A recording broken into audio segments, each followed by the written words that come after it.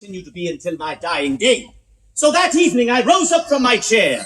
I drew my sword. I came towards my host, the Duc de Broglie, and told him I was ready to put my colors to this great and noble cause. But you know what he said to me? Sit down, Monsieur le Marquis. I believe you've had a bit too much wine this evening. But friends, it was not the wine. It was my enthusiasm for this great cause. So, what could I do?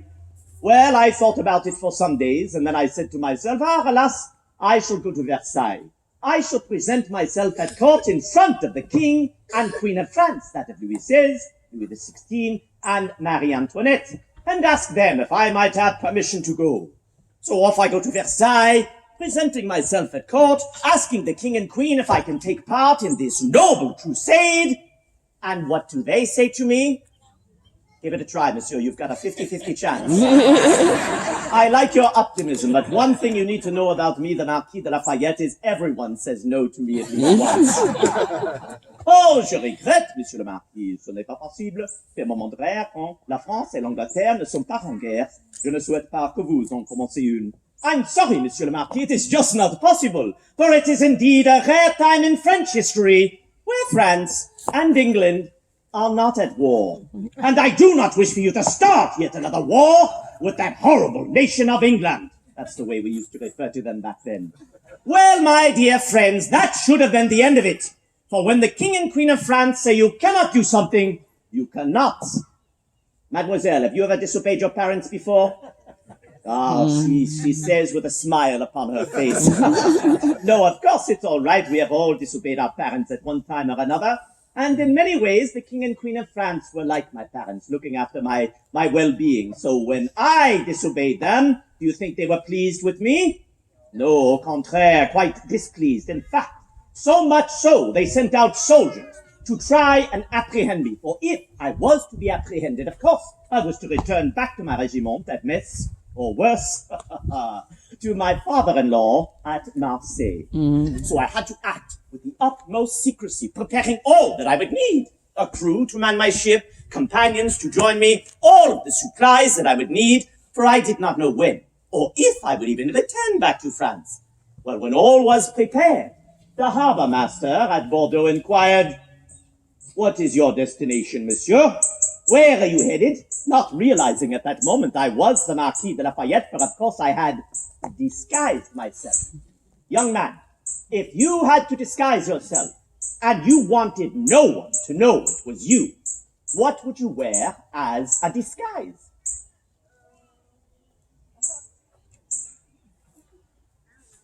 You don't know? No, you don't know? What about you, my friend? There you are. He has a plan. He said probably something to fit in, like a sailor's suit. Bravo. Yes, I applaud. And don't worry, my friend. I have the luxury of weeks to think of my disguise. Well, I have a funny story to tell you. The English newspapers reported that I, the Marquis de Lafayette, disguised myself, are you ready for this? In a woman's gown. Can you imagine? Well, please don't actually imagine that. Oh, do not believe everything you read or hear, especially if it is written about an Englishman about a Frenchman. No, there was no woman's gown for me, but instead, I simply disguised myself as a merchant, there to take part in a bit of commerce with the people of Spain. So not having any issue with this, they of course allowed me to pass, and true to my word, I did go from France to Spain, but what would be my ultimate destination? America, exactement. Now, this journey took me 8 long weeks. Have any of you been to sea for 8 weeks? A few of you, perhaps. I thank you for your service. Well, I will tell you this. I am truly glad that I joined the French army and not the French Navy, because I was seasick nearly every day of that journey. But after 8 long weeks, as I looked over the bow of my ship, I could see the Americas for the first time. And we had landed at a place called Georgetown in South Carolina. Oh, I recall this evening perfectly well. For even though it was evening, the moon was so bright. It illuminated everything that we looked upon. So as I put my foot upon American soil for the first time and met you, the good people of the United States, well, what do you think my first impressions were of you, the people of the United States of America? Oh, help me. It's better not to answer that question. For friends, it was not a very good one. For you know, the first Americans I met here in America tried to kill me. Not a good beginning. So we had landed at the plantation of a Monsieur Auger, a Benjamin Huger, or Ougie as they pronounce it there in South Carolina, an ardent patriot, but he had mistaken me and my companions for Englishmen. Can you imagine, monsieur, mistaking me for an Englishman? Do you know, in reality, I don't think the moon really was that bright. Well, I quickly assured them that I was not, nor were my companions. We were there to help them in their great and glorious cause. And once they realized this, they welcomed us with open arms. But, friends, we were not there upon a holiday, were we? We needed to make our way to Philadelphia City as quickly as possible.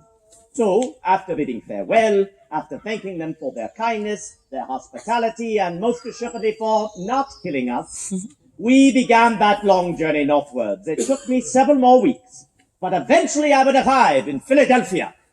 Now, dear friends, before I had departed France, I had met with an American agent, a representative, named Silas Dean from Connecticut. And he had promised that if I, the Marquis de Lafayette, were to come to America, I would be granted the rank of Major General in the Continental Army. So there I was, promissory note in hand, and I approached your Congress. I said to them, honor me so by granting me a command in the Continental Army that I too might fight against tyranny. And now what does Congress say to me? Bravo, monsieur. Yes, you're doing well. They say, thank you for coming, Monsieur le Marquis. We appreciate you offering your services, but we don't need or even want your help. Now, can you imagine this, my friends? What I had endured up to that moment. I had left my regiment. I had disobeyed the King and Queen of France. I had traveled 8 long weeks at sea, seasick nearly every day. I had nearly been killed by the first Americans I met here in America. I had traveled from South Carolina all the way to Philadelphia in the month of July. Just to be told by your members of Congress to return back to France. Well, I ask all of you, what would you have done? Would you have returned back to France? No. Of course not. You would persevere. You would overcome. You would triumph in the end, just as I had done. So again, I attempt to speak to Congress saying, very well, you will not give me a command of soldiers, but perhaps you will allow me to serve as an aide-de-camp to General Washington, as an assistant to the great man. But again, they say to me, I'm sorry, Monsieur le Marquis, but once again, this is just not possible. Besides, we don't have enough money to pay you. Well, my friends, I finally said boldly to your members of Congress, then I shall serve at my own expense. And would you know it, with those immortal words, your Congress immediately made me a general officer. But I could not imagine this good fortune, for as I had mentioned, I was but a captain in the French army, and the newly promoted one at that. But here, in America, I was made a Major General, a General of Division. I could command upwards of 5,000 soldiers. Yet I never commanded more than 50 in my entire life, and all at the age of 19. Wow. Well, good fortune would follow me again. For that very next evening, the people of Philadelphia were holding a ball for General Washington, a party. You know all about parties, don't you, madame? But this one held in honor of General Washington for defending the city of brotherly love. I recall when he walked into the room, for I knew precisely who he was before he spoke, even though we had never met before. It was simply by the way in which he carried himself, for to me, he was truly an aristocrat without the name, a nobleman without the title. He came forth, he held out his hand, he said to me, I thank you, Monsieur le Marquis, for coming to support this cause. Think of this new place as your new home. Think of the officers around you as your new family. And think of me as your new friend. And with this, I could not help myself. I immediately embraced him. In fact, I think I might have embarrassed him a little bit with my French custom. But I said to him, from now on, mon général, j'ai deux patries, la France et les États-Unis d'Amérique. From now on, I shall have 2 countries, France and the United States of America! Woo! And thus my great adventure had begun. It's hard to believe that was the last day of July, 1777. And here we are on the 20th day of October of the year 1824. So much has changed, yet there is still so much left to do. You know, the last time I saw His Excellency General Washington was 1784. We spent 2 glorious weeks together at his beloved Mount Vernon, there reflecting upon the war and the future of this nation. We rode on to a place called Annapolis in Maryland, said goodbye to many of the officers of the Continental Line, and then we rode on to a place called Marlborough in Maryland, and that is where I would say my final goodbyes to the General. But not before he said this to me. He said, Monsieur le Marquis, I sincerely believe that the easy part was winning this war. I could not imagine he would say such a thing, after all of the trials and tribulations we had been forced to endure. But he explained himself further by saying, I do believe that the much more difficult part will be for these 13 former colonies that have now formed 13 United States, well, getting along with one another, surviving into the future. Well, my dear friends, look at how far you have gone. From 13 to 24 United States, you have endured war, civil strife, turmoil, yet you have endured. And why is that? I dare say it is because of the foundation that was built at the price of so much sacrifice and blood by you, the American patriots. In fact, I will go further. I will say that one day this nation shall serve as a beacon for all other nations to look to as the truest example of freedom and of independence. God bless you all, my dear friends, and God bless this great nation of the United States of America. Yes, bravo. I thank you, my dear friends, and I thank you for taking the time out of your afternoon to join me here and listen to my story. And I am hopeful at this moment that some of you might have some questions or curiosities of me, the Marquis de Lafayette, that I could enlighten you a little bit about my life, of the past, present, and as always, hopes for the future. So what questions might you have? Yes? Welcome, Monsieur Lafayette. Thank you, madame. How did you accept President Washington's letter when you asked if you should come following your own revolution, and he told you no? Yes, madame asks a superb question. How did I feel about the letter that I received from President Washington after my revolution had begun on the 14 Juillet of 1789, saying that I should not come? It was in truth a little bit after my revolution had begun. In fact, I had been imprisoned by the Austrians at a fortress called Olmütz. But upon my release, I was able to go to one of the Dutch republics in the Netherlands. And there I was not even allowed to return back to France. The reason being, I would have had to have sworn allegiance to the new government called the Directoire, headed by a man named Paul Barras. So I thought perhaps I could come to America. There it was my home, away from my home in France. But when I wrote President Washington and said that I might be coming to America, he suggested that I do not come. For tragically, at that time, there was what we like to call a quasi-war with my native country of France. It was a war upon the high seas, in which French shipping and American shipping were taking one another's possessions. So he suggested, because of the opinion of the French at that time, that I should remain in Europe at that time. I must admit, I was greatly disappointed, but I understood the caution that President Washington had sent to me. There would be another time to come, but alas, it would not be to see General Washington nor President Washington as well. Thank you for your question. Other questions? Yes, monsieur. So I understand you were saved by the cannon, but were you wounded at all during the war? Monsieur asked the question, was I wounded at all during the Great Revolutionary War? The reason I laughed is because I was wounded in my first battle, monsieur. Indeed, it was September the 11th, of 1777 at a place called Brandywine.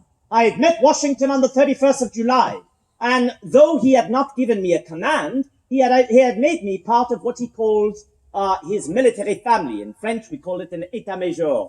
And as part of his staff, alongside men such as Alexander Hamilton and John Lawrence, I did the bidding of the General. So, in the midst of that engagement, which was not going well, General Washington turned to me and said, General Lafayette, General Sullivan's division is beginning to crumble and retreat. I want you to rally those men and to push them back on line.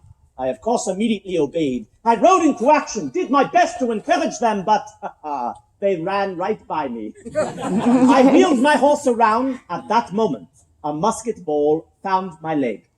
My boot began to fill with blood, overflow with blood. In fact, I thought I was going to be killed in my first engagement, but I kept my courage. I kept my strength long enough to rally those men and to push them back on line. Now, General Washington did lose that battle, September the 11th of 77, but he did save the army. And as long as the army remained, the great cause of American freedom remained. Well, as for me, monsieur, the wound had the best of me. I was taken from the field by stretcher and by cart, even by boat for several days, and, well, weeks later, do you know where I found myself? Ah, yes, Bethlehem.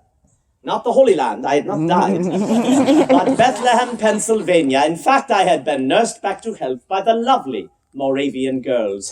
I dare say, were it not for them, I would have lost my leg, perhaps my life. Well, Washington would send me a letter saying, Monsieur le Marquis, I am so pleased to hear that you are recovering so very well, but in truth, you have been away from the field for these many weeks. What precisely is keeping you there in Bethlehem, Pennsylvania? I responded with, Mon General, you obviously have never met these lovely Moravian girls. But please, do not think ill of me, or certainly not of these lovely young ladies, for it was their devotion to God, to this great cause, and to me, that kept me alive, that saved my leg, and enabled me to continue on in this great struggle. For friends, as you know, there was a dark cloud approaching as we marched into Valley Falls. I would not be wounded again in the course of that conflict, monsieur, but I suppose I got it out of the way right away in the beginning. Other questions or curiosities? Yes, monsieur. How are things in France now with the post-Napoleon period? Ah, monsieur asked the question, how are things in France with the post-Napoleonic period? Well, in a nutshell, not to get overly long. So, the revolution here in America ends in 1783. Much of the money that France had spent on the revolution here in America, she spent more than the Americans did, prompted an economic crisis which brought on the French Revolution, along with the ideas of representation in government and an equality of mankind. The French Revolution will begin the 14 Juillet, 14 July 1789. I would play a part in it. I would be the commander of the Paris National Guard, and I would write a document called the Declaration of the Rights of Man and of the Citizen, a preamble to all French constitutions, in which I spoke of those natural rights of mankind, of life, liberty, property, the pursuit of happiness, and freedom from oppression. Well, soon the monarchy would be dissolved, and the republic would be established. The king and queen would be put to death, which made all of the other kings and queens of Europe very nervous. So they all invaded France. I was taken prisoner by the Austrians. I spent 5 years in prison, and then I was released. Bonaparte would perform his coup d'etat of the 18 Brumaire on the 9th of November of 1799, becoming master of France. He went from first consul to emperor of the French on the 2nd of December, 1804, at Notre-Dame de Paris. He would rule France until 1814, where he would go into exile at the island of Elba, and then he would escape and come back to France for what we call the 100 Days, which tragically would end at the Battle of Waterloo.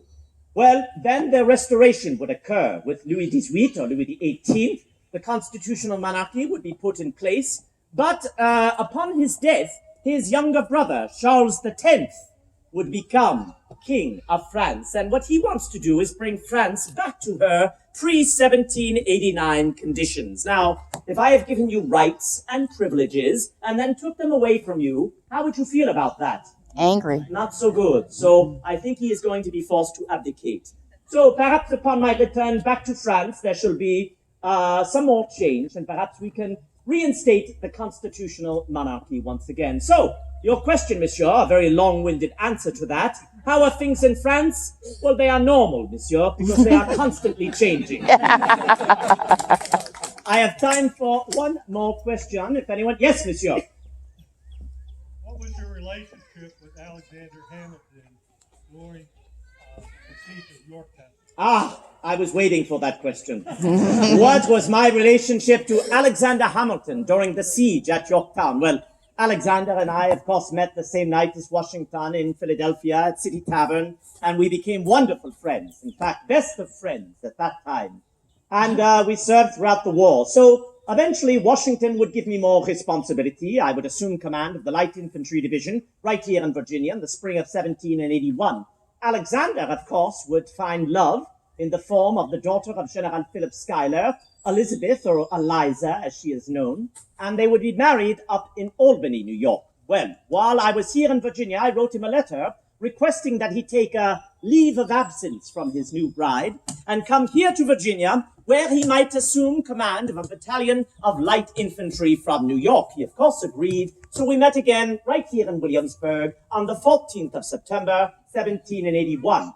So, as the siege of Yorktown began on the 9th of October, 1781, with the bombardment beginning with Washington and Rochambeau, well, we had to seize two earthen fortifications on the extreme left flank of Cornwallis's line. They were called Redoubts 9 and 10. And being that this was a joint operation between French and American forces, one would be assaulted by the French, Redoubt 9, and one by the Americans, Redoubt 10. Now, even though I am a Frenchman, I had the honor and privilege of commanding American soldiers, and the task of seizing Redoubt 10 fell to my division. I had selected as the commander of this attack force another Frenchman in American uniform named Colonel Gima, a fine officer who had been with me from the beginning. But Alexander Hamilton, well, he wanted that command more than anyone. So he did what we call in military circles, he went over my head. And went to Washington, and I don't think Washington could deny Hamilton anything at all. So, under cover of darkness, with unloaded muskets, making the men put their trust in the bayonet, they stormed Redoubts 9 and 10, and Alexander took 10 so quickly and with such audacity that he had the audacity to ask the French commander if he needed any help, of which he responded with, "No merci, no thank you." But by the next morning, we were firing point-blank range into the enemy positions.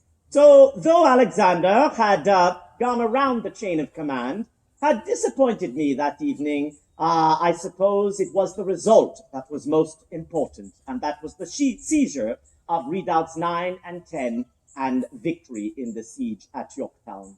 But I still have the highest regard for Alexander, even though it has been some years since he has passed in July of 1804. I will never forget my friendship with him, nor his service to this nation on the battlefield, and as his service to President Washington as well. Well, my dear friends, my aide is telling me that I have run out of time, though I shall remain upon the top of the hill to answer any further questions or curiosities that you might have. My dear friends, I am a firm believer that all of the answers to the future can be found in the past if you study your history.